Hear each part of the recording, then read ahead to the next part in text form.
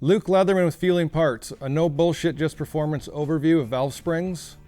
Here at Feuling, we're firm believers in the advantage of a beehive valve spring over a dual setup. You get to run the advantage of a smaller, lighter weight retainer, which results in a lighter valve weight. You get quicker revving, smoother motion, and a reduction in valve train harmonics. However, the beehive valve spring does require a little more attention on setup. We want to base everything off of the coil bind spec. When you buy a set of Feuling springs, the coil bind specs are matched within 10,000ths of one another. All of our spring kits, and we have options for the Milwaukee 8, the Twin Cam, Sportsters, and Evolutions. But when you get a set of our springs, it's going to have a cheat sheet on the inside of it, and this is a dedicated list for the springs that are in the box. We're going over where we're giving you the coil bind spec and how to match up and get the proper open height set of the spring. And you want to base the open height spec off of that coil bind.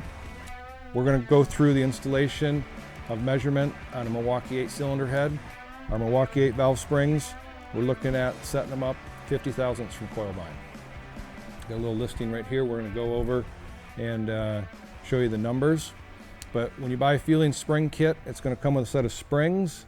We're going to get retainers, seats, locks, valve seals, and then you're going to get an array of thicknesses of seat shims. And you're going to use those seat shims to pack the spring properly.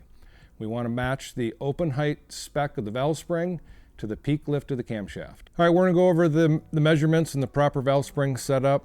We're displaying a Milwaukee 8-cylinder head here. And so what we're going to do is measure up the open height. Little trick of the trade here, especially with the Milwaukee 8 valve springs, because they're 6mm, they're so small. I like to put a little dab of grease on the inside of the retainer, which will help the lock stick to it. And then we're going to put a little bit of grease on the grooves so the locks are going to stick to the valve. And what we want to do is get the distance between the bottom of the retainer and the spring pocket of the cylinder head. So now we're going to pull the retainer up. Got my finger underneath on the valve. We have to remember that the claw on our calipers equals 1 inch, so we have to add that to our measurement.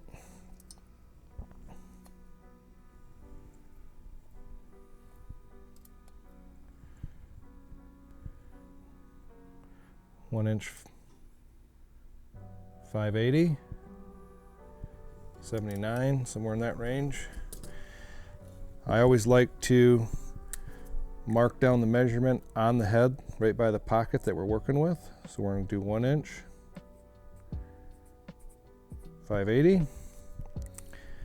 Kind of already drew up some of the math over here. This is why I cheated and knew that was going to be 1 inch, 580. But we're setting this head up with the 521 cam. So we're going to have we have our measured installed height that we just took, 1 inch, 580. The max camshaft lift of the cam we're using is 521. This comes in at inch 059 once I subtract that. Now we need to take the thickness of the seat into calculation here. We've got 35 thousandths for the spring seat. So we need to subtract that. And right now, if we install the setup with the spring seat, the spring and the retainer, we're at inch 24 thousandths. All right, this set of springs here that came matched has a coil bind of 910 thousandths. We want to be 50 thousandths away from coil bind. So our desired open height is 960 thousandths. So 960 thousandths is where we want to be. Right now, we're at inch 24 thousandths. So our kits include 3 different thickness shims. We have a 15, a 30, and a 60. And so what we're going to want to install here, because we need 64 thousandths of shim, we're going to install the 60, which is going to put us within 4 thousandths where we want to be. And that's what we're going to rock and roll with.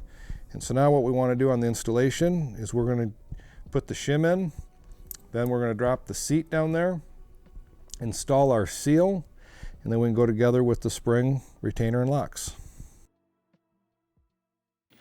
All right, just to kind of go over the final measurements here. Our Feuling spring kit This is a matched set of springs. We have coil bind at 910 thousandths. It says here that we want to set the open spring height to 960 thousandths. That puts us 50 thousandths away from coil bind. Here's our little calculation sheet over the head we just measured. 910 thousandths coil bind. We want to add 50 thousandths, which puts us at our desired open height of 960 thousandths. We just measured the head, the installed height at inch 580 thousandths. We're going with a 521 lift camshaft. So max camshaft lift, 521. We're subtracting that, which puts us at an inch 59 thousandths. The spring seat thickness is 35 thousandths. And so right now we're at inch 024 without any shims. So what we want to do is we want to add in a 60 thousandths, we call it a spring seat shim.